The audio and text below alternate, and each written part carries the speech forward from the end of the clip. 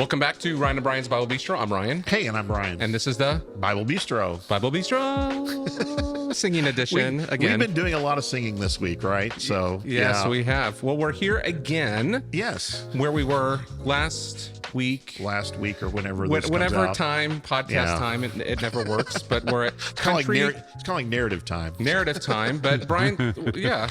We're at the Country Lake Retreat Center in Underwood, beautiful Underwood, Indiana. And so there are very few places in the world more beautiful than Southern Indiana, and that's where we are. But we're here for the learning retreat with Dr. Jody Owens again. He's been on the podcast before, and want to say welcome back to you. Well, it's good to be back in. I'm glad you guys are here. It's been fun thus far. It has been. And we're about I guess a little over halfway through with the week now. Right. And it's been I want to say thank you for just letting us be here and just for the content. It's been very good for us. Yeah. Good mix. We were just talking about a good mix between learning and also some spiritual practices. So, I think that's important to view study as an act of worship. And view it as an act that brings us into communion with God. And so we try to balance that, a deep, rich study with other disciplines and acts of worship. Well, today we did some reflection exercises that were really good for me, and just taking some time after talking, like you said, it's about some heavy things in the text, and then walking away and kind of thinking about our lives and how it applies. So I think that's probably the pastor in me coming out. 10 years of being in ministry and 20 years in academia, but I like a foot in both worlds. Exactly. And I think there's too many times we try to make a sharp distinction there when there really shouldn't be one. So. But we thought we'd bring you on and have you talk about a couple of things. There's been so much. This is only scratching the surface, but a couple of things we found particularly interesting so far in the study. And it's all been interesting, but a couple of things were just kind of blew our socks off, as they say. But do you want to bring up one of them? One of the things you were talking about, and I wanted you to kind of, because I think our audience would be kind of interested in this, is talking about the movement of the ark. So we talked about that, and at least my always preconceived notions, it was just always taken, but you showed us that there was something else happening in the text with the ark, and this story of the ark being taken out into battle, and we think, it's just being taken by the Philistines, but something else is happening. It's interesting. The ark is sort of tangentially introduced into the narrative early on, right? When we learn that Samuel's daddy is a part of the Levitical tribe. There's a genealogy, so he's part of the tribe of Levi, but he's also one of the Kohathites, which is the clan that specifically dealt with the furniture in the tabernacle. Right. So right at the beginning, we're introduced that Samuel is part of like the furniture clan. The furniture movers. That's right. They move furniture, right? And the donkey. And the most significant piece of furniture is the Ark of the Covenant. Right. So even from the start, if you're paying attention to the genealogies, which nobody does, but if you do, right, it's like, no wonder that Samuel ends up sleeping, so close to the presence of God. Right. Yes. When he's a very young man, he's sleeping. That's right. Yeah. And so the ark is introduced pretty early in the narrative. And then the place where it really comes up in a very clear way is when the Philistines go to war against the Israelites. Right. Defeat them, and the Israelites are asking, why did we lose this battle? What can we do? And some Yahoo in the camp says, why don't we bring the Ark of the Covenant out to the battlefield? Right. And the assumption is God won't let himself be captured. Right. We'll win the victory, right? And there's tradition, right, of the Ark preceding the Israelites in battle. That's right. So, And the problem is, though, that we know that the sons of the high priest, Eli's two sons, Hophni and Phinehas, they have already been painted as unsavory guys that don't know God. Yeah. So in some cases, it might not be so bad if the ark is leading the way for Israel, but these guys are not honoring the holiness of God. They've been violating the sacrificial system. Right. The text explicitly says they don't know God. And that was something you brought out that I'd never noticed, but right there in the text. And so they're the ones that go fetch the ark. They're the priests that don't know God. They're the priests that don't know God. Yeah, perfect. Right. This is a good combination. Yeah. And so really the picture that's painted is the Israelites are treating the ark as if it's something that can be manipulated. Right. Well, that's the way pagan peoples thought about their deities. If we know the right incantation or we offer the right sacrifice, we can entice the deity to do what we want the deity to do. Well, in this case, they want a victory. Right. And so they bring the ark out, and the Philistines are, oh no, the Israelite gods are in the camp. All right, men, let's buck up, and we're going to go fight them anyway. And the Philistines win the victory, and they capture the ark. Yeah. Well, after the news is reported back to Eli, the high priest. Kill both priests, right? Yeah, both Hophni and Phinehas both die, fulfilling the prophecy that Samuel had given earlier that this was going to happen. And the news comes back to Eli that his 2 sons are dead, and his daughter-in-law, married to one of his sons, Phinehas, is pregnant. And she gives birth, and with her dying breath, she actually dies giving birth. She gives the son a symbolic name, Ichabod, which means the glory has departed. And that's our first clue that really the Ark of the Covenant wasn't captured by the Philistines, that actually God has departed from Israel. Okay. Because of their sin. And even the priests don't know him. And so the Philistines think they're capturing the ark. They suddenly discover that actually they're being invaded by the ark. And so they carry the ark back, put it in the temple of one of their gods. There's this dramatic story where that god is defeated. He topples over one day. They stand him up. He falls over again. His head and hands break off. He's powerless to stand up against Yahweh. And then the Philistines start passing the ark around because nobody wants to have it. Like he's sending a plague on the Israelites. And the first Philistine city puts up with it for a while, and they're like, we got to get the ark out of here. And they suddenly realize, we haven't captured this thing. It has invaded us. And they send it from one city to another Philistine city. And finally they say, we got to send this thing back to Israel. Now, you said it's almost like it's a character, like the ark almost becomes a character of the story. And it represents the presence of God. This is God. And so the idea is the ark goes where God wants the ark to go. And the human perspective, and in the story, it's like people trying to manipulate the ark, whether that's the high priests that don't know God, the Israelites acting like pagans and thinking they can force God's hand to do things, or the Philistines, and God's not willing to play that game at all with any of them. And then the well-known story, the Philistines put the Ark of the Covenant on a cart and hitch it to these cows that have never... You're not going to talk about the tumors, I guess. We probably shouldn't do that one. We had a long discussion about tumors. You have to actually come to the retreat to get that. We've got to keep some stuff hidden. There's some things you do not put on video or audio, right? All right. Well, let's say they have some unpleasant side effects, diseases going on. God strikes them down with some plagues and some tumors, and they say, we got to get this thing out of here. And these cows that have never been harnessed to a cart, that are also, the text says they have calves, and they leave their nursing calves, and they pull this cart, something they've never done, and lo and behold, they take it back to Beth Shemesh, which earlier in the Joshua narrative, we're told is a Levitical city. So the cows are taking the ark back to this place where somebody ought to know what to do with the ark. So kind of divine guidance there. And one thing that you've talked about is like that they were nursing, they had calves, and it was almost like they were compelled. They were compelled the text says that they're lowing all the way. As they're, it's like they don't want to leave their calves, but this is the ark goes where God wants the ark to go. It's interesting, And so they take it back to Beth Shemesh, where the Israelites ought to know what to do with it, but they're in a season of being disconnected from God. And so the Levites that are there open the lid, Hey, y'all watch this, Wait, I think I saw a movie where this happens. Yes, we did. It didn't turn out well. And so they're treating the ark with contempt. And so 70 of them are struck down. And so again, you have to approach God on his terms. His holiness will consume you. You have to know God, which Eli and Hophni and Phinehas didn't.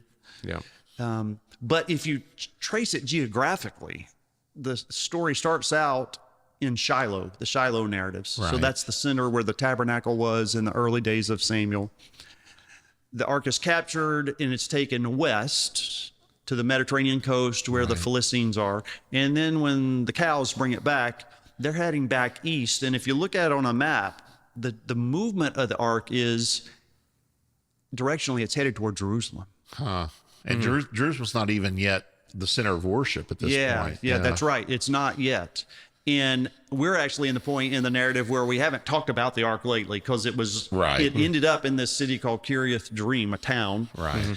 And it stays there for like 20 years. And but the author's not going to let that narrative hang. Right. So I guess tomorrow we'll come to that. Yeah, we will tomorrow. The ark is going to reappear. Okay. And it's going to end up in Jerusalem, which is one of the high points in the story. Okay. But so a part of that whole narrative is to illustrate to the original audience, who were probably the Jews who were in exile in Babylon. Right. Babylon was a polytheistic culture. Yeah. They're captive after Jerusalem has been destroyed. They're asking questions like, wasn't our God powerful enough to save us? Why has this happened? So here they get the story of disobedience that shows that, well, God's not going to fight for you if you're disobedient, disconnected from him. He's not going to give you the victories. That's answering some questions for them. But the story is going to end with the ark in Jerusalem. Right. Validating David's reign in a very real sense. But a part of the message is you can't manipulate, you can't force God's hand. Yeah. He's not that kind of God. Right. And one of the big questions in the ancient world that many Old Testament texts is trying to address is, what's the nature and character of God? Yeah. Like, is he like the other gods? You can manipulate Baal or Dagon if you do the right things. Molech.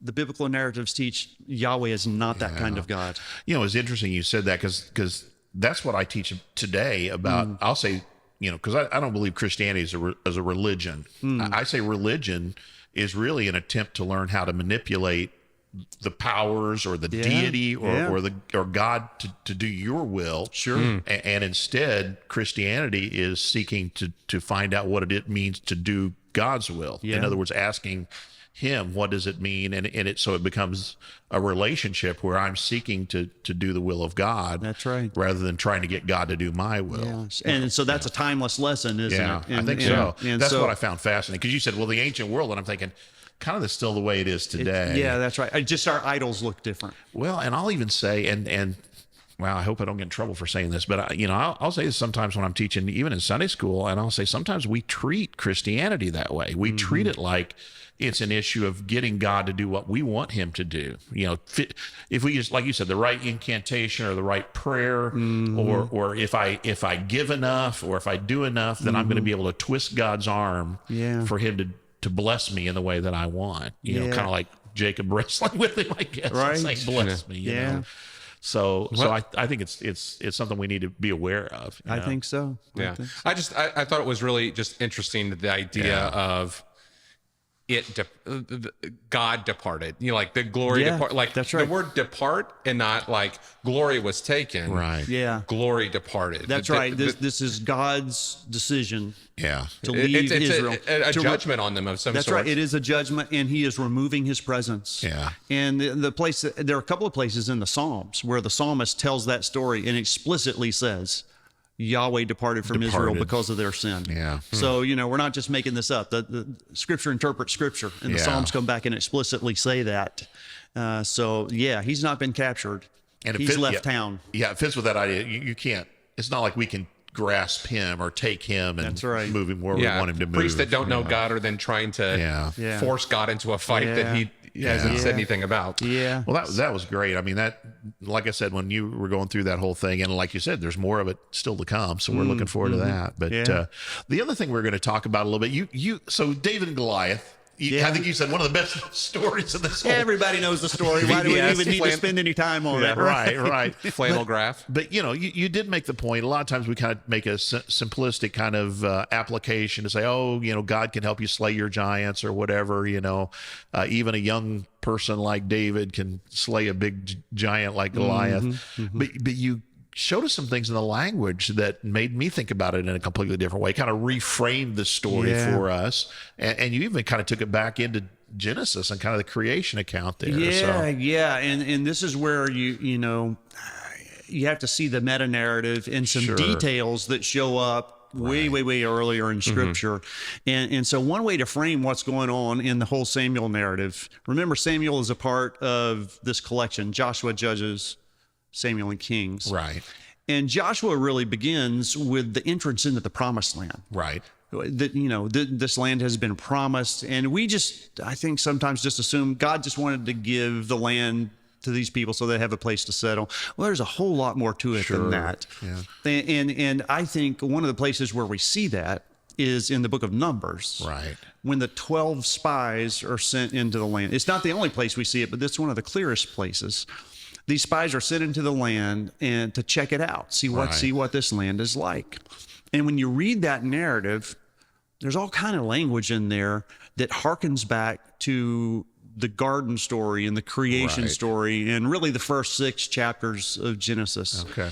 Just for example, they're told, when you go into the land, see if there are any trees there. And when you think about, the creation account, you're thinking, tree of life. Right. Right? You think of that. When they bring back some of the fruit from the land, the thing we all think of is the huge cluster of grapes. Yeah, I've seen that on flannel graph. Yeah, that's right. Yeah, that's right. And I mean, the Israeli Ministry of Tourism, that's their symbol. Oh, right. I hadn't thought of that. Yeah, carrying the big cluster of grapes. But the text also says they brought back pomegranates, and they also brought back figs. Well, the only other place in Scripture where figs have been mentioned up to this point is in the garden when Adam and Eve clothed themselves with fig leaves. Okay. Right? So from Genesis then to this Numbers account, that's right. They're like the author's picking up language from the creation account, almost as if to say, what's really happening here is the Promised Land is like the garden, kind of a paradise. That's right. Okay. This is a place, and not just a paradise in the sense that you get to live in a cool place, but if you go back to the creation account, the stewardship idea, the vocation idea, that Adam and Eve were to steward the garden,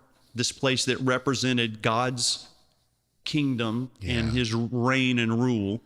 They're supposed to steward it, and there's some expansion language in the garden. Multiply and fill the earth. Fill the earth with so you're taking it out. You're taking the garden and spreading it around the entire creation. Yeah, so he's planted this garden in one place. The garden, the whole earth wasn't the Garden of Eden, just this one garden, because they're kicked out of that garden later. And it's not the garden. And it's not the garden, right? Yeah. So Adam and Eve's task was to be priests and ambassadors, representatives of God, created in his image. There's a whole other thing we could talk about. And expand that garden until it encompassed the whole earth. Well, that was their vocation.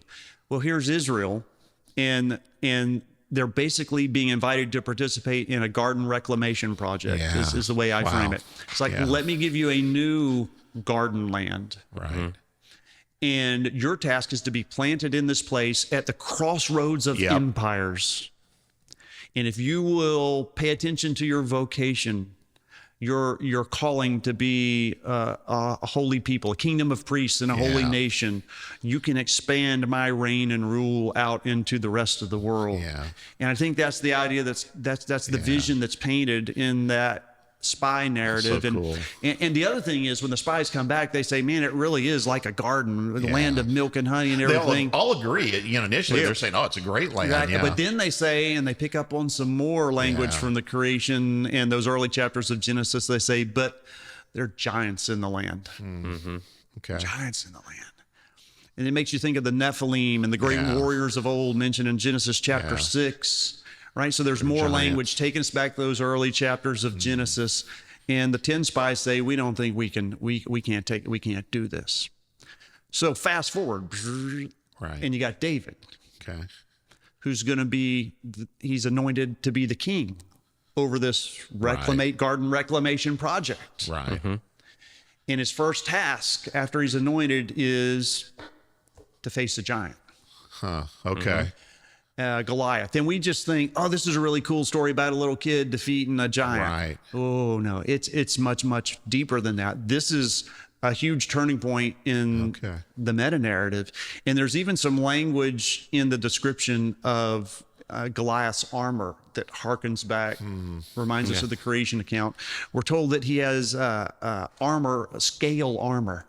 Okay. Well, that language is the same language that's used to describe the scales on a fish, but also the scales on a serpent. Okay. Right. Yeah. And so just as the spies were kind of saying, there are idols in the land and giants in the land and all these things that could deceive God's people, lead God's people astray, interrupt or deform or distort our vocational call to tend the garden. That's what Goliath represents. Okay. He is in a sense the snake. Yeah. So he's not just a giant to overcome. He is the serpent. He is a sense. He's an archetype of That's right. That's right. He is an archetype of the serpent. And and of course he's pagan. And we know that Israel's great struggle, Moses had told them, don't intermarry with these pagans because they will deceive you and lead you astray from your calling to be a holy people and a holy nation. And the deception of the serpent. That's right. And we're not going to reclaim the garden and reclaim our vocation and fulfill the role to which we're called to be priests to the rest of the world if we get sidetracked and led astray by these pagan gods. And this Goliath guy is symbolically the serpent. He is one of the great stumbling blocks to Israel fulfilling their called role. And then, so when David crushes his head, the immediate thing that I think about is when, he uses that slingshot and hits him in the forehead, Genesis 3:15. Yeah. The curse on the serpent. After Adam and Eve sinned, when God says, the serpent is going to strike the heel of the offspring of the woman, but the offspring of the woman is going to crush his head. Yeah. And the one literally, David crushes Goliath's head and then takes his sword and cuts it off. Right. And so I would argue that ancient prophecy in Genesis 3:15 is first fulfilled in the anointed one, David. Yeah. Yeah. And the Messiah, we've talked about that term, Mashiach, Messiah. He is God's anointed one. Yeah, he is Messiah, and he deals a death blow to the serpent, the one who would be an obstacle to all of God's plans and all of God's planned blessings and the way he plans to use Israel redemptively. And so it both points backward to that first prophecy, but it obviously also points forward because it's David's descendant who is going to bring about the second and ultimate fulfillment of that prophecy in Genesis 3:15, which I just think is that's so cool. That's very cool, and that gives you a whole different perspective on that. It made me think today when you were talking about this, the idea of Jesus. So you said this is David's first act. Immediately, Jesus begins his earthly ministry, and the first thing he does is goes out in the wilderness and faces the Satan, right? Yeah, he has to face down the temptation here. Yeah. Are you going to follow your vocation? Are you going to do it the way God wants you to? That's right. Really, which is what what it's about, because he's basically saying, look, I can make people bow down to you now. That's right. That's right.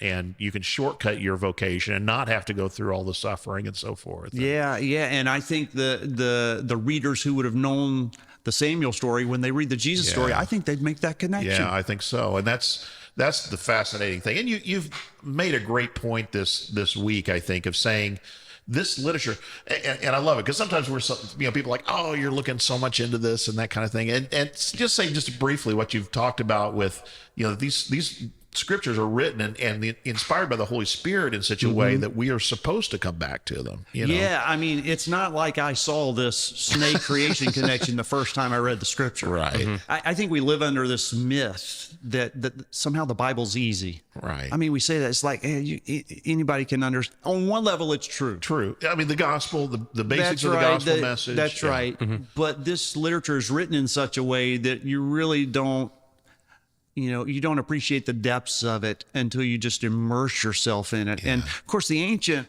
Hebrews, I mean, they would have had much of it memorized, right? So they could meditate on it all the time and think about it. It's what it often says, right? Meditate. Don't just read. Do your 1 year Bible reading. Right? That's right. Meditate on this, and so you come back to it again and again and again and again, and then you start to pick up on those connections, those phrases that make you think of earlier narratives, and you start to make these connections, and you realize there's a whole lot. This is layered, multi-layered, and a whole lot more to this. And then you just begin to appreciate how the Scripture as a whole, really functions, and how God's using it. Because in that process of meditating on it, what's really happening is, particularly from a Hebrew perspective, we're communing with God in that process. Right. And maybe even more than any insights we gain, what God really wants is for us to just be focused on being in his presence. Right. And that's how the Jews would have understood Torah study. Right. That this is the way we commune with God. Right. And so it's not just that we're going, ooh, and learning stuff. That's exactly right. Like, it is very much an act of fellowship and an act of worship. And I think God designed it that way, so it keeps pulling us back to him. That's the thing. It's not like you get done, right? It's not like you said, oh, I've finished it now. So, like you said, God, in a lifelong way, wants us to get to know him more and more and deeper and prepare ourselves more and more to be in greater fellowship with him. That's right. Yeah. And I can't wait to know what I'm going to know 20 years from now. Right. But I don't even know now. It's like, that's going to be a cool journey. Yeah. So I would say, and this just speaks to why, so people who listen to this podcast, and obviously we do these kind of things, it just speaks to why, like, this retreat you're doing is such an important thing. People who, as you have, poured over the text over a period of long years, thinking particularly about how this applies. You keep using this term, to live the blessed life, to live the kind of life that God designed us for. That shows why that's so important, and hopefully shows like what we do here is trying to, again, draw us into that understanding that makes us desire to know the Scripture more. I think it's, sometimes, so it's easy on one level. Then we start talking about the Bible being hard, and some people are like, oh, I give up then. I can't ever understand it. But what you're saying is really not that you have to get some kind of, specialized knowledge, but it's more just about a persistence and a discipline of reading in a I would say read big chunks quickly, but read small chunks slowly. I think so. And that combination will show us things that we wouldn't, I think, see in other ways. Yeah. And it's not rocket science. And, a lot of this stuff you don't have to know the languages to pick up on a lot of this stuff. It's great if you do. Right. But and there are tools available to that's use. Right. Yeah. That's right. And to view this as a journey. Right. And it's not about knowledge acquisition. Yeah. It's about, I think I said the first day that the way the Jews would frame this, we in the West view knowledge as a thing to acquire for power purposes. Right. The ancient Israelites and Jesus and the early Christians would have viewed knowledge in terms of presence. Right.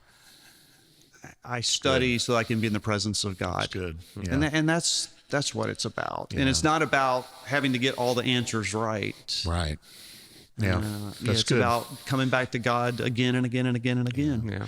And, I was just going to say, kind of going back to the first time we had you on the podcast, you referencing even like some of these, it's made me read differently just in the time to understand that even some of these, the books that we would call historical, or that we would say like are just these narratives, but that they're crafted in such a way, they're prophetic. Yes. And like that there is a very distinct message in here. It's not just, and we've talked about this during the class, it's not just this happened A, B, C, D, E, like we might sometimes write a history book. Right. But like there's details, and just as we talked about, like talking about the David and Goliath, that there's these details that are put in there very specifically to take the mind back. Yeah. And, I think if you're reading it just as history, you're looking at it as just like how we would read a history book from World War II. That's right. This is prophecy that's trying to teach something. Yeah. I think you talk about this. It's there to form you. That's right. Instead of just not just inform you,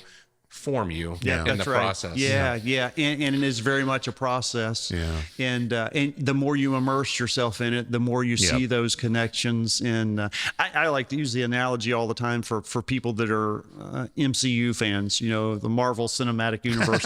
and every time you rewatch those movies, you see something you didn't see before. You make a connection to something and you go, oh, I see how that connects now. I didn't notice it earlier. And people do that with their movie watching. Well, why can't we do that with Scripture when it was actually intended to function that way? Right. So that it's inexhaustible. Right. Exactly. It's always fresh because you're always seeing something new about God or yourself or the world or the text itself. And so, it is therefore living and active and transforms us. I think you've done a great job of explaining that this week and just drawing us into that and encouraging us, spurring us on to continue to do that. So, so thanks so much for that. Again, thank you for letting us be here this week and all that we've learned, and appreciate you and everything you're doing. We'll have a link to your site, I think, on the show notes. If you want to take a look. Just give us Jody, what is it? It's Jody, Jodyl, middle initial, Owens.com. JodyLOwens.com. And we'll be doing more of these learning retreats in the future with different professors from different seminaries around, and all of them that are invited to do this are practitioners. They have led churches. But they know their stuff academically. And when someone else teaches it, I come and do the retreat facilitation part. Okay. So when somebody else is teaching, you kind of get a 2-for-1. You get two professors, and we eat meals together. And some of the best interaction happens around the table, breakfast table, and it's just as we're talking, and then praying and worshiping together in a retreat setting. It's just a different kind of context, I think, that's intended to be pastoral and nurture our souls and encourage us. And it really is like a learning community. Right. It's not just an event, but you start to feel connected with people. Right. And most of the folks that participate are like repeat folks. And then you build the relationships, and there's trust, and you feel the freedom to maybe say things you might not in other settings, and there's the safety to do that. And so I think it nurtures our soul that way. That's good. Yeah, that's very cool. Yeah. Thank you. Yeah, well, thank you for chatting about this and for being here. And maybe some folks will discover that online and participate in the future. I hope so. And I hope we're able to participate again sometime as well. Yep, so absolutely. Well, thanks so much, Jody. Sure. Yeah. All right, we'll see you next Tuesday. See you next time. Yeah. Thanks. Bye.